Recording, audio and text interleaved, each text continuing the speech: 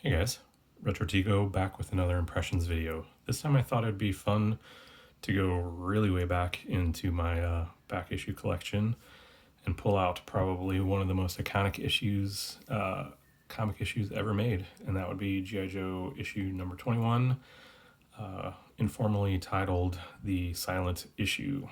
The most unusual G.I. Joe story ever, and that would be fairly accurate. This is the one with no dialogue whatsoever. So, as you can see, my copy is really ragged. I've had this since basically it came out on the newsstands. My G.I. Joe collection is probably my oldest comic collection to date, and I plan on doing a kind of a flip through that at some point in the future. But for this impressions video, we're just going to kind of take a look around. For those of you who've never seen inside this book before. So the silent interlude, Larry Hama did the story and breakdowns, and Steve Leora, maybe, did the finishes. So this story revolves heavily around Snake Eyes and Storm Shadow, and it may be the first appearance of Storm Shadow. I'm not up on my first appearances in these G.I. Joe books, but I'm fairly certain it's the first appearance of Storm Shadow. So the main story revolves around Storm Shadow going to the fortress of Cobra at this point, and sort of dropping off a package, and that package happens to be Scarlet. So we see, obviously, Storm Shadow opens up the tarp or whatever covering Scarlet, and Cobra Commander is pretty well pleased that he's captured Scarlet. So the rest of this book basically becomes a rescue mission. Snake Eyes comes in, parachutes in to the fortress and starts taking out all the bad guys. Scarlet, on her side, she does what she can to make her presence known and to fight back. And throughout the issue, it's basically just one big glorious ninja magazine. I'll kind of skip around here. So clearly there's no words for me to sort of go over or whatever, but in terms of storytelling, this is, one of the great issues. You can definitely tell everything that's going on. It's action packed, has some great renderings of all the characters and things like that. So ultimately, Scarlet breaks free. She gets out of her imprisonment. She starts doing some stuff. Snake Eyes is doing some stuff.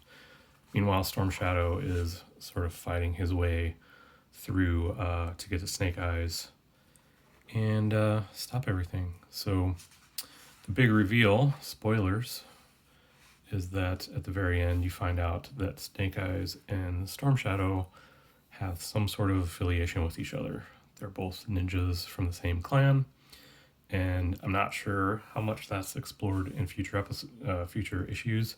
I'm sure it is. It's been 30 years probably since I've read all of these books, but this one is definitely my most well loved and well worn issue. So the big thing about this, like I said, is that it's all about ninjas, right? It's the 80s was a huge decade for ninjas. Everyone was doing ninjas. Chuck Norris was doing ninja movies, American Ninja, all that kind of stuff. So if you loved ninjas, this was the issue for you. Storm Shadow has some minions here that he sends out at some point. Snake Eyes does his best to go undercover, throw off the scent. Destro makes an appearance. One of the more iconic panels, I believe, according to me, is, let me see if I can find it. This one, where Destro is playing chess, and he just so happens to have a bunch of G.I. Joes and a bunch of Cobra playing pieces.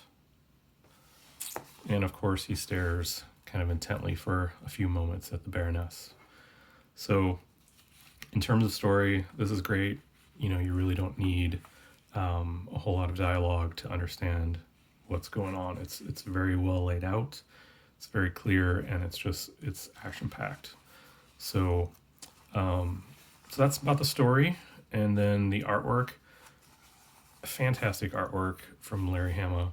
Like, I just can't, get over, like, as I was like growing up and reading these G.I. Joe comic books, just the attention to detail in terms of translation to the figures and things like that is just absolutely amazing.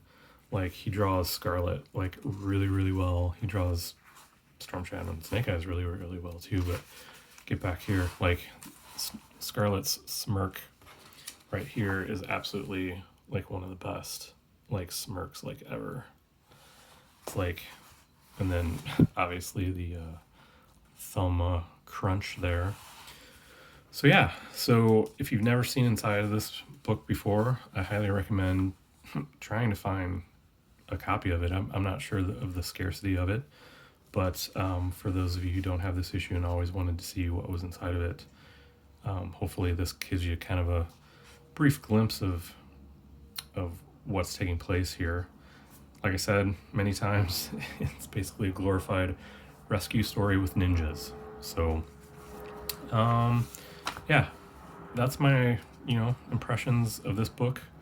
Like I said, it's well loved. It's probably my most flipped through, most read issue of G.I. Joe. You can see just horrendous like spine ticks, and the cover is all super beat up, and pages are really yellowed and stuff. So anyway, guys, this has been my impressions, my quick impressions and flip through of G.I. Joe issue 21, the silent issue. First appearance, I believe, of Storm Shadow. And yeah, a few notes for this week. Friday, we're still doing the next issue of the Phantom Zone. Myself, Super Russ, and Tim, the Comic Collector. That'll be at 7 p.m. Central Time on my channel. So stay tuned for that. And we're going to be discussing Man and Superman from Marv Wolfman. So really looking forward to that. Super excited to get back on a live stream with those guys and shoot the, poop, as they say. And yeah, that's about it. Hope everybody's doing well.